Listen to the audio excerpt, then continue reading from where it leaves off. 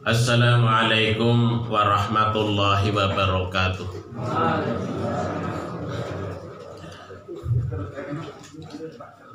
Alhamdulillah wassalatu wassalamu ala Rasulillah. La haula wala quwwata illa billah, amma ba'd. Yang kami hormati para pinispuh, para ustadz dan ustadzah, hadirin wal hadirat, Bapak Ibu jamaah pengajian Ahad pagi, anak-anakku para santri yang insya Allah semuanya dirahmati dan diberkahi oleh Allah Subhanahu wa Ta'ala. Alhamdulillah, sebagaimana yang diutarakan, disampaikan tadi oleh Kiai Murtado, oleh Ustadz Alif, ternyata sudah 1 tahun ya. Pondok kita sudah berjalan 1 tahun tidak terasa, dan kita akan memasuki tahun yang kedua. Dan ini saya kira penting bagi kita semua, Bapak Ibu sekalian. Memang merintis itu bukan perkara mudah. Banyak tantangan, banyak hambatan. Tetapi harus kita mulai ya, harus kita mulai. Dan kalau kita sudah mengawali, maka tidak boleh berhenti. Kalau kita sudah mengawali, tidak boleh berhenti, harus terus. Baik itu rintangannya besar, berat, ya, tetapi harus kita lakukan. Nah, ya karena apa? Karena menyiapkan generasi yang akan datang adalah tanggung jawab kita semua. Bukan hanya 1 orang, 2 orang, tidak, Bapak Ibu sekalian. Ini bukan persoalan pimpinan cabang, pimpinan ranting Muhammadiyah, tidak. Pekerjaan para ustadz, para kiai bukan, tetapi kita semua bertanggung jawab untuk menyiapkan generasi terbaik kita, kader-kader kita. Hal ini sebagaimana umpamanya dalam surat An-Nisa ayat 9 itu. Allah menyatakan, a'udzubillahi minasyaitonirrajim, wal yakhshal ladzina law taraku min khalfihim dzurriyyatan dhi'afa khafu 'alaihim falyattaqullaha wal yaqulu qawlan sadida. Wal yakhshal ladzina law taraku min khalfihim, hendaklah mereka itu takut sekiranya mereka itu mewariskan, meninggalkan ya, generasi yang lemah. Lau taraku min khalfihim dzurriyyatan dhi'afa, generasi yang lemah. Maka Allah mengingatkan kepada kita, hendaklah kita takut, memiliki rasa khawatir ketika kita meninggalkan generasi kita, generasi di belakang kita, generasi yang lemah. Maksudnya adalah bagaimana kita sebagai seorang muslim harus memiliki kepedulian bersama, tanggung jawab bersama, menyiapkan generasi yang terbaik. Yang salah satunya adalah menyiapkan fasilitas pendidikan yang memungkinkan anak-anak kita, yang memungkinkan generasi yang akan datang itu memang betul-betul bisa menjadi generasi yang terbaik. Dengan dididik sedemikian rupa, maka fa insyaallah kemudian generasi ini, generasi yang akan datang itu mungkin 5 tahun, 10 tahun, 15 tahun, 20 tahun yang akan datang akan menjadi penyambung estafet kepemimpinan, estafet perjuangan, estafet dakwah, estafet agama kita, estafet organisasi kita, dan seterusnya. Bahkan kalau perlu lebih baik dari kita. Tentu kita sebagai seorang orang tua tentu harus kemudian menyiapkan generasi anak-anak kita atau generasi yang akan datang itu harus lebih baik. Mengapa begitu? Tentu tantangan kita saat ini berbeda dengan tantangan untuk generasi yang akan datang 10 tahun, 20 tahun, 30 tahun yang akan datang. Sangat-sangat berbeda. Tantangannya justru semakin berat. Oleh sebab itu maka kita sebagai orang tua, Bapak Ibu sekalian, pengurus cabang, pengurus ranting, ya, baik Muhammadiyah, Aisyah, kita semua sebagai partisipan warga Muhammadiyah harus bareng-bareng, harus berjamaah, harus secara kolektif merasa bertanggung jawab terhadap generasi kita bersama. Alhamdulillah kita semua di Sambak, di Kajoran ini sudah mulai melangkah, dan ini saya kira satu langkah yang baik, ya, menjadi fondasi bagi kita, dan semangat ini harus kita terus pupuk. Jangan sampai kemudian nanti futur di tengah jalan. Harus kita gembirakan hati kita. Memang orang itu memulai atau ngayahi segala sesuatu bukan tanpa cacat, bukan tanpa kritik. Kalau sempurna itu bukan manusia. Nabi aja masih banyak kritik. Ya, apalagi kita sebagai manusia. Oleh sebab itu para ustadz, pengelola, pengurus nggak usah wedi, nggak usah takut kalau dikritik itu ya biasa kemawon.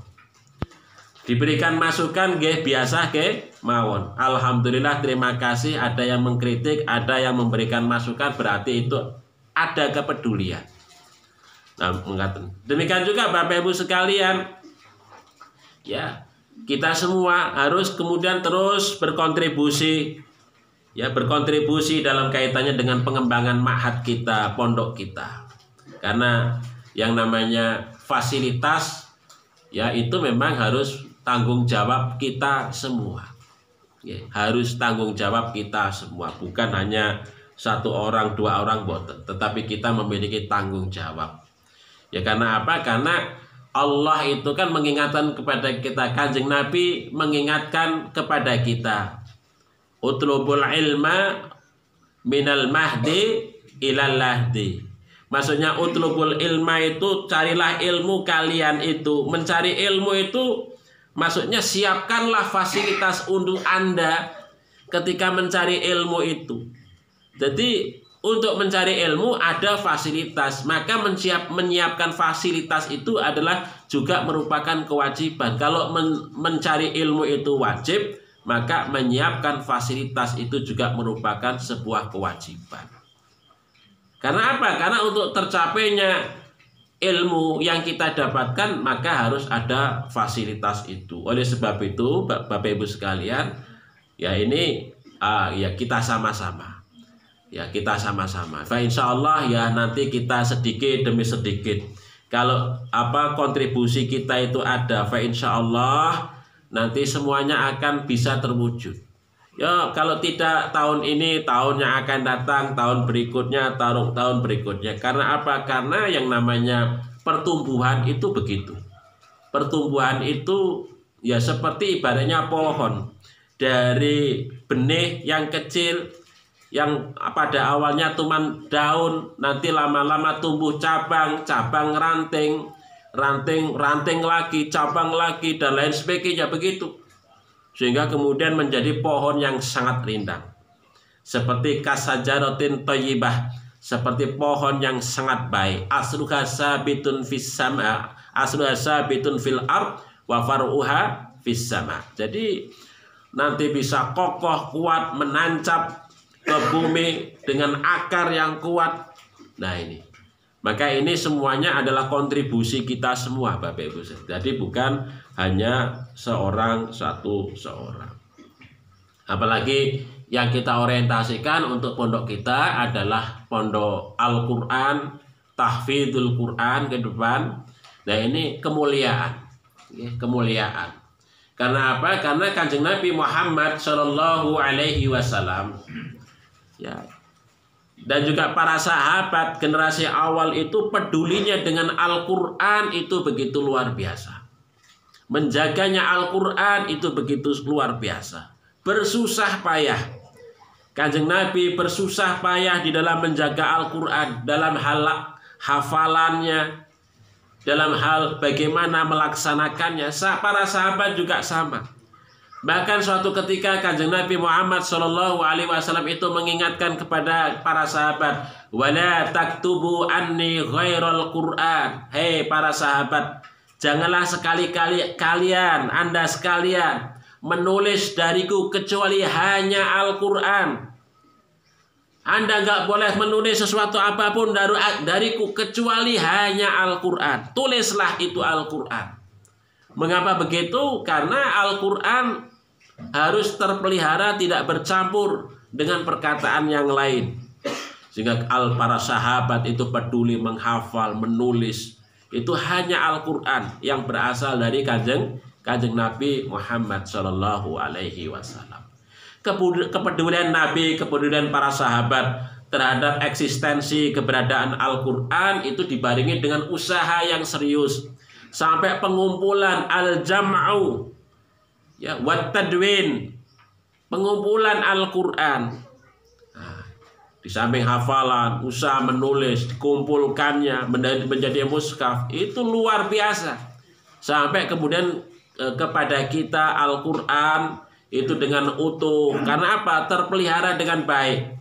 Para sahabat bertanggung jawab untuk menghafalkannya, menuliskannya, menyimpannya, hingga diwariskan itu kepada generasi-generasi berikutnya sampai kepada kita, sehingga Al-Quran itu terjaga dengan baik.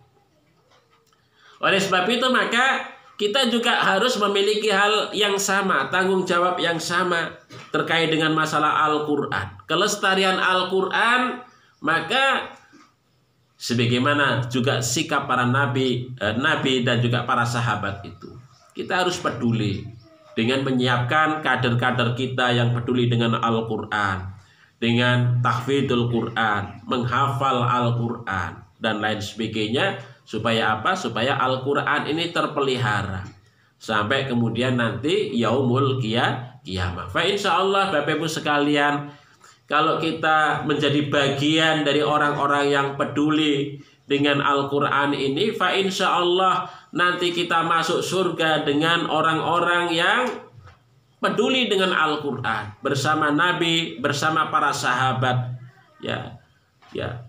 Para hafidz Al-Quran di sana. Walaupun kita bukan seorang hafidz, walaupun kita bukan sebagai seorang penghafal, tapi ketika kita ikut peduli, maka insya Allah kita bersama rombongan para hafidz, para hufadz, para nabi, para sahabat itu tadi yang peduli dengan Al-Quran. Oleh sebab itu Bapak Ibu jamaah yang dimuliakan oleh Allah Subhanahu wa Ta'ala, maka kita bisa bersama-sama untuk terus berkontribusi dalam dalam mencetak kader-kader yang akan datang. Jadi ini penting Bapak Ibu sekalian. Jadi tradisi penjagaan Al-Quran ini memang harus kita lakukan. Karena apa? Karena ya Nabi begitu, ya. Al-Quran terpelihara hingga sampai saat ini karena kepedulian Nabi, sahabat, dan juga kita semua sebagai orang-orang yang beriman. Makanya di dalam Al-Quran Allah menyatakan wa inna lahu lahafidun. Sesungguhnya kami Allah itu akan menjadi penjaga Al-Quran. Mengapa Allah Subhanahu wa Ta'ala mengungkapkan wa inna menggunakan kata jamak kami? Karena untuk menjaga eksistensi Al-Quran itu diperankan bagi kita semua, orang-orang yang beriman. Ya, jadi Al-Quran itu tetap eksis, ada, ya. Karena apa? Karena peran kita, orang-orang yang beriman, ya, tanggung jawab kita orang-orang yang beriman dalam rangka untuk menjaga, memelihara, menghafalkan itu tadi, Al-Quran itu tadi. Sehingga kemudian kita saling support antara satu dengan yang lain. Makanya Allah menggunakan kata lafadz wa inna, ya, dengan nunnya jamak kami, sesungguhnya kami lahafidun, sungguh akan menjaga Al-Quran. Maksudnya Allah melibatkan kita orang-orang yang beriman untuk penjagaan Al-Quran itu. kepedulian kita itu. Nah begitu Bapak Ibu sekalian. Ya mudah-mudahan nanti untuk yang tahun yang akan datang ini lebih baik lagi, tentu harus ada peningkatan ya. Dan terkait pendirian pondok itu kan kemarin katanya sudah yang di wakaf di sana itu di mana itu sudah mulai di fondasi. Ya mudah-mudahan nanti bisa dilanjutkan untuk pembangunan. Ya mudah-mudahan ada dananya itu. Tentu dananya bukan dari siapa-siapa, ya dari kita semua Bapak Ibu sekalian. Kontribusi kita semua. Kita bisa menyumbangkan sedikit kalau banyak orangnya itu ringan menjadi banyak begitu ya. Ya. Jadi kita nyumbang sedikit, yang lainnya sedikit, ya lama-lama banyak. Begitu. Jadi yang penting ada niat kita Bapak Ibu sekalian. Jadi kita bersama-sama untuk terus memupuk semangat kita untuk bagaimana melestarikan tradisi kenabian ini dalam kehidupan kita semua. Bapak Ibu dan para santri yang dimuliakan oleh Allah Subhanahu wa taala. Dan juga begini anak-anakku ya.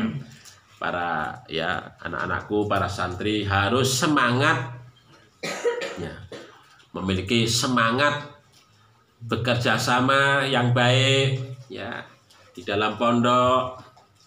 Nggak boleh membuli antara satu dengan yang lain, tapi semangat untuk belajar ya, semangat belajar ditumbuhkan, saling menyimak ya begitu. Kalau menghafal Al-Quran saling menyimak, jangan mengganggu temannya yang sedang hafalan. Percakapan bahasa Arabnya dimulai dengan hal-hal yang kecil begitu. Insya Allah itu kalau dilakukan mulai yang kecil, dari yang sepele ya, dari yang sepele, fa insya Allah itu menjadi bagian tradisi pembelajaran yang baik.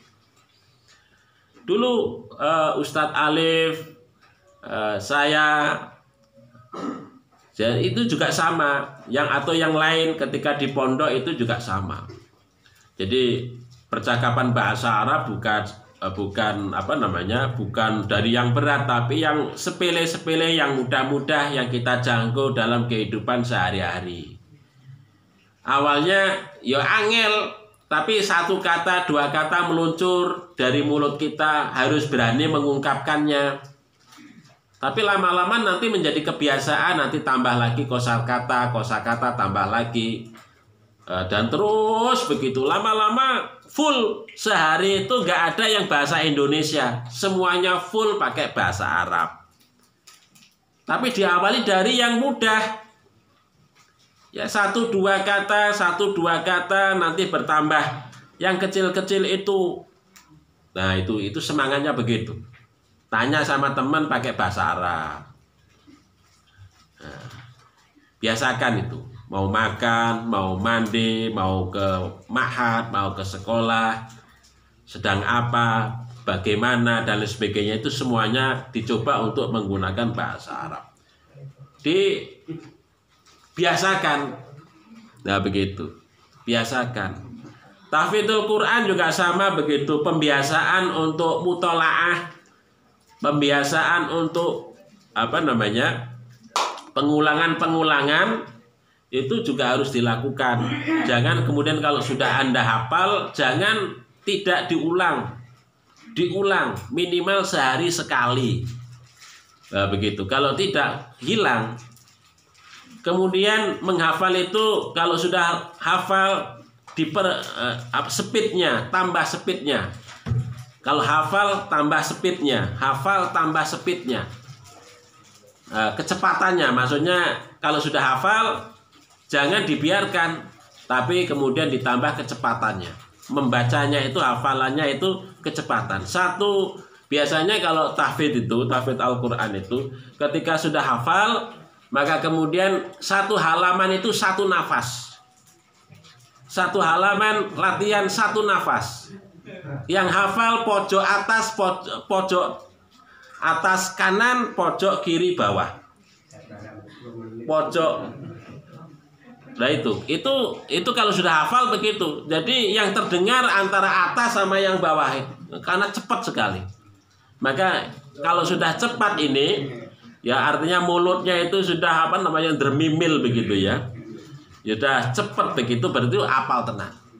Kalau kita masih hafalannya itu masih mikir gitu ya, masih mikir berarti belum nyantol betul, belum nyantol di dalam kolbu, belum nyantol di dalam lidah ataupun lisan kita. Jadi yang namanya hafalan, yang disebut dengan hafalan itu sudah sampai kemudian pojok, pojok atas, pojok bawah, pojok atas, pojok bawah, pojok atas, pojok bawah begitu. Itu karena apa? Karena kita sering mengulang-ulangnya sehingga kemudian kita mudah begitu ya, mudah untuk hafalnya itu. Oleh sebab itu ya jangan bosan-bosan anakku ya, para santri untuk terus mengulang ya, begitu, terus diulang gitu. Itu caranya begitu sehingga kemudian yang sudah dihafalkan tidak hilang.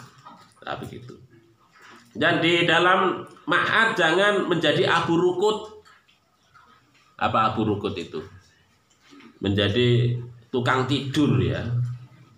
Nah, abu naum, abu rukut, ya, tukang tidur.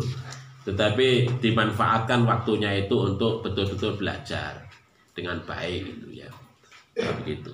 Nah, ini saya kira begitu pesan kami ya kepada anak-anakku, para santri, semangat yang belajar ya. 3 tahun itu tidak lama. Nah, jadi 3 tahun itu di dalam ma'had itu tidak lama, hanya sebentar ya.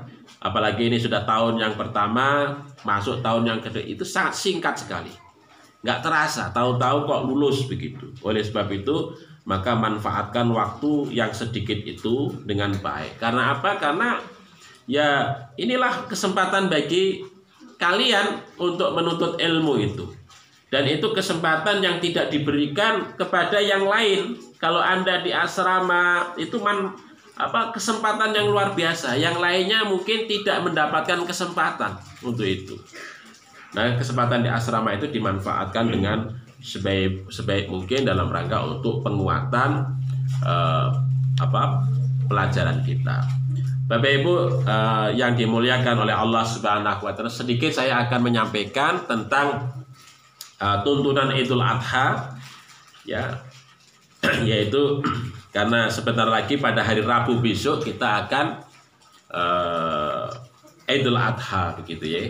Ya mohon nanti PJM, PRM menyiapkan tempat di mana yang mau digunakan, fasilitas yang digunakan untuk Idul Adha itu, dan sekaligus disiarkan supaya masyarakat tahu kalau di Kajoran itu ada sholat Idul Adha di lapangan mana, imamnya siapa.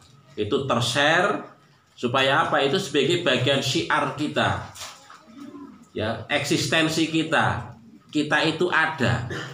Nah begitu. Oleh sebab itu nanti di mana tempatnya, berapa tempat itu perlu untuk disampaikan kepada seluruh jamaah umat di paling tidak wilayah Kajoran itu menjangkau, diketahui begitu. Apa itu pakai spanduk, apakah itu pakai flyer dan lain sebagainya, itu penting. Ini menjadi bagian daripada syiar kita untuk dakwah ke masyarakat. Bapak Ibu yang dirahmati oleh Allah Subhanahu wa taala, di antara tuntunan menyambut Idul Adha adalah yang pertama memperbanyak kalimat tahlil, tahmid dan takbir. Nah ini dimulai dari semenjak tanggal 1 Dzulhijjah sampai 10 Dzulhijjah. Ini kita sudah diperintahkan untuk memperbanyak tahlil, tahmid dan takbir. Apakah dengan suara keras ataukah dengan suara lirih? Apakah kapan saja ataukah setelah kita melaksanakan sholat? Itu sudah sangat dianjurkan. Hal ini sebagaimana umpamanya di dalam riwayat Abdullah bin Umar radhiyallahu anhu. Ma min ayyamin a'damu indallahi wala ahabbu ilaihi al-amalu fihinna min hadhil ayyamil asril. Jadi tidak ada hari-hari yang lebih mulia di sisi Allah Subhanahu wa taala yang lebih dicintai oleh Allah Subhanahu wa taala amal di dalam hari-hari ini, yaitu apa? Yaitu pada hari yang hari-hari yang ke-10, maksudnya tanggal 1 sampai tanggal 10 bulan Dzulhijjah ini. Oleh sebab itu kata Nabi, fa'aksiru fihinna, oleh sebab itu perbanyaklah pada hari-hari itu oleh kalian apa? Minat tahlil, kalimat tahlil, wat takbir, kalimat takbir, wat tahmid, dan kalimat tahmid, pujian. Nah ini riwayatnya sahih. Terus kita memperbanyak kalimat tahlil, kalimat takbir, kalimat tahmid pada hari-hari yang ke-10 ini, ya. Nah, itu bisa kita lakukan kapan saja dan di mana saja, ya, itu bisa kita lakukan. Ini yang pertama, Bapak Ibu sekalian. Kemudian yang kedua adalah melaksanakan puasa Arafah. Hal ini sebagaimana yang disampaikan oleh sahabat Abu Qatadah Al-Haris bin Rabi', ya. Dan diceritakan bahwa Rasul Shallallahu Alaihi Wasallam suatu ketika itu ditanya tentang puasa Arafah. Su'ila an shaumi yaumi Arafah. Faqala, maka Rasulullah itu bersabda, yukaffirus sanatal madiyah wal baqiyah. Maka orang yang berpuasa pada hari Arafah itu, maka dia akan akan diberikan ampunan terhadap segala kesalahan dan dosanya, baik pada sana al-madiyah, pada tahun yang lalu dan tahun yang saat ini, wal baqiyah, atau tahun yang berikutnya. Nah, ini. Jadi ini salah satu keutamaan. Jadi hari Arafah itu kapan? Tanggal 9. Tanggal 9 Dzulhijjah menika hari Arafah menika. Itu bagi kita yang tidak berhaji, maka kita disunnahkan untuk berpuasa. Menika nanti besok hari Selasa bagi kita semua. Kemudian Bapak Ibu sekalian, yang ketiga adalah berhias dengan memakai pakaian yang bagus dan wangi-wangian. Jadi terutama pada saat pada hari Idnya, pada saat hari rayanya. Ya, pada saat berhari raya kita dianjurkan untuk pakaian yang bagus, memakai wangi-wangian begitu. Dan kemudian bagi kita semua ketika kita hari raya Idul Adha itu, maka tidak dianjurkan untuk makan dari semenjak fajar hingga kita pulang ke rumah setelah sholat Id. Nah ini, jadi ini berbeda pada saat hari raya Idul Fitri. Kalau Idul Fitri dianjurkan untuk kita makan dahulu, tetapi pada saat Idul Adha kita tidak dianjurkan untuk makan dahulu, sarapannya habis sholat. Nah begitu, itu cara nipun berkata. Kemudian yang kelima, dianjurkan berangkat dengan berjalan kaki dan pulang melalui jalan yang berbeda. Nah ini, kalau memang dekat dianjurkan untuk berjalan kaki. Ya, ini untuk menunjukkan syiar. Ya, untuk menunjukkan syiar. Ya, orang menuju lapangan tempat sholat itu dengan beramai-ramai menemui jalan, berjalan kaki, ini untuk menunjukkan syiar. Mengapa kok kemudian juga melewati jalan yang berbeda? Ini juga dalam rangka untuk syiar. Nah itu. Tapi kalau umpamanya Bapak Ibu sekalian jalannya cuma satu, jangan mencari jalan yang berbeda begitu, nggih. Jalannya cuma satu. Nah, begitu. Ya udah ya, kalau jalannya cuma satu ya itulah digunakan begitu ya. Tapi kalau memang ada jalan yang lain yang bisa dimanfaat digunakan, ya bisa kita gunakan itu untuk syiar tujuannya. Ya begitu. Jadi. Kemudian yang keenam, sholat dihadiri oleh semua umat Islam. Terus pada saat sholat Id, baik Idul Fitri ataupun Idul Adha, itu semua umat Islam hadir. Begitu. Orang tua, anak-anak, apakah ibu-ibu, ya ibu-ibu, bapak-bapak, apakah ibu-ibu yang sedang dalam keadaan haid ataukah tidak, semuanya hadir di lapangan itu. Nah, hadirnya para kaum wanita yang sedang haid atau sedang halangan itu bukan dalam rangka untuk melaksanakan sholat. Hadir saja di lapangan. Ya, hadir saja, duduk, mendengarkan khutbah, ikut syiar. Nah, itu. Hadir. Nah, itu. Oleh sebab itu, maka tujuan mengapa kok sholat id itu di lapangan diselenggarakan? Karena bagi ibu-ibu terutama atau kaum perempuan yang sedang berhalangan dapat hadir, ya, dapat hadir, sehingga ketika dalam keadaan tidak suci, maka ketika di lapangan itu nggak ada problem, nggak ada masalah, ya, nggak ada masalah. Kalau di masjid kan nggak boleh, ya, masuk masjid nggak boleh, tuntutan begitu. Kalau di lapangan ibu-ibu boleh begitu.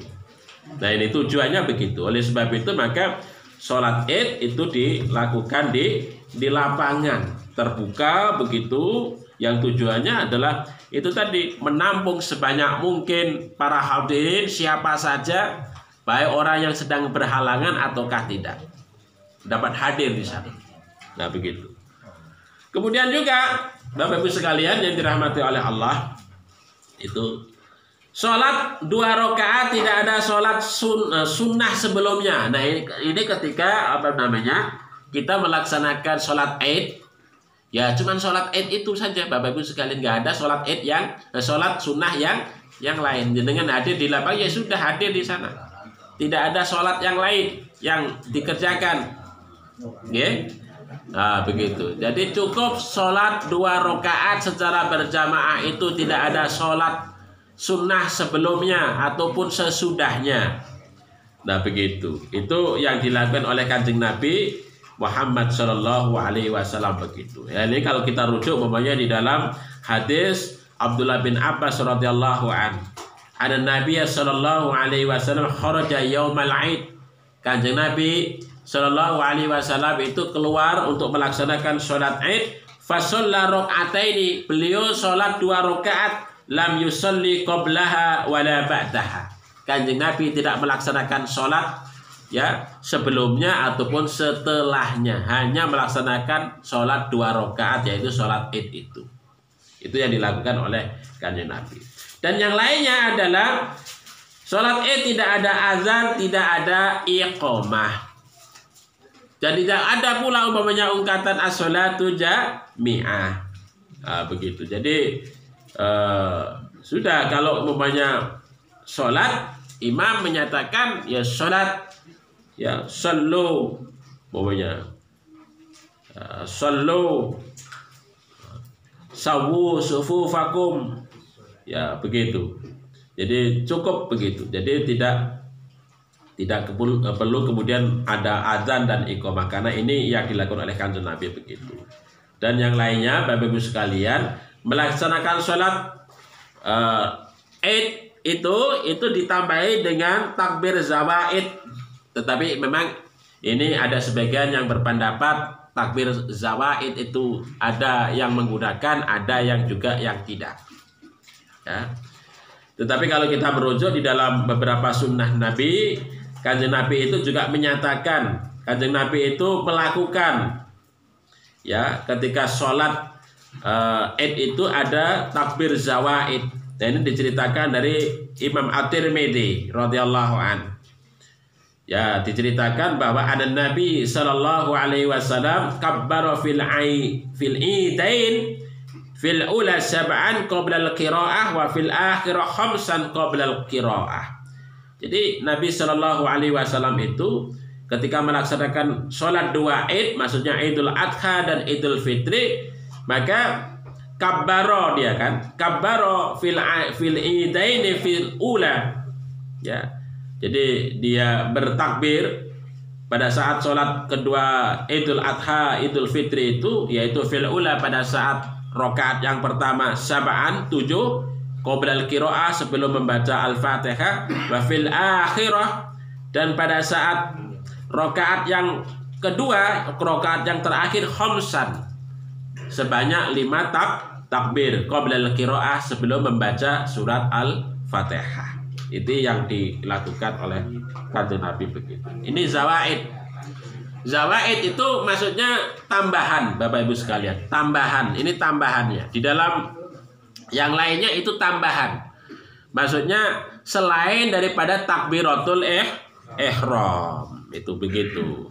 Memang ikhtilaf di kalangan para ulama apakah ini termasuk takbiratul ihram ataukah tambahan selain takbiratul ihram. Tetapi kalau kita merujuk di dalam Tarjih Muhammadiyah, zawaid itu adalah tambahannya. Jadi selain takbiratul ihram ditambah yang ini. Nah, begitu. Yang 7 dan yang 5 itu. Nah, begitu. Kemudian yang kelima, Bapak Ibu sekalian, berkhutbah setelah sholat Id. Nah ini Kanjeng Nabi Muhammad SAW melakukan khutbah setelah sholat Id. Nah, begitu. Nah ini ya terutama kepada para jamaah ketika berkhutbah itu khutbah itu menjadi bagian penting dalam sholat itu, maka sampai kemudian selesai. Begitu ya. Jadi khutbah itu menjadi bagian rangkaian daripada sholat itu, sehingga kemudian ya kalau kita sholat Id maka harus dengan khutbahnya itu tadi selesai. Jangan sampai kok khutbah belum selesai sudah pulang dahulu ataupun bubar terdahulu begitu ya. Tetapi harus betul-betul selesai sampai khutbah itu. Nah begitu. Ini beberapa catatan Bapak Ibu sekalian yang saya baca terkait dengan tuntunan daripada sholat Id. Nah begitu. Dan Bapak Ibu sekalian, memang tahun ini kita berbeda dengan ketentuan pemerintah ataupun ketentuan yang lain. Kalau pemerintah itu kan nanti hari Kamis ya. Hari Kamis kita insya Allah hari Rabu. Dan insya Allah mayoritas dunia Islam hari Rabu. Ya, dan itu insya Allah bertepatan dengan wukuf wukuf Arafahnya juga sama itu ya. Kita sama, wukuf Arafahnya itu sama. Nah begitu. Wukuf Arafahnya kita sama. Tanggal 9-nya itu ya sama. Nah begitu. Dengan Saudi Arabia dan juga dengan beberapa negara atau ya mayoritas negara dunia Islam itu insya Allah hari Rabu itu. Nah itu. Nah ini bukan kebetulan Bapak Ibu sekalian, karena memang berdasarkan perhitungan itu memang hilal itu sudah tinggi. Pada saat tanggal 1 Zulhijjah kemarin itu hilal itu sudah tinggi. Ya. Itu dapat diamati di beberapa wilayah di belahan dunia Islam yang lain begitu, sehingga kemudian wajar kalau kemudian beberapa atau banyak negara atau mayoritas dunia Islam itu kemudian melaksanakan hari raya itu pada tanggal pada hari Rabu besok, insya Allah begitu. Saya kira begitu Bapak Ibu sekalian yang saya sampaikan ya. Atas kekhilafan mohon maaf. Marilah kita akhiri dengan sama-sama membaca doa kifaratul majlis. Subhanakallahumma rabbana wa bihamdika asyhadu an la ilaha illa anta astaghfiruka wa atubu ilaik. Billahi taufiq wal hidayah. Assalamualaikum warahmatullahi wabarakatuh.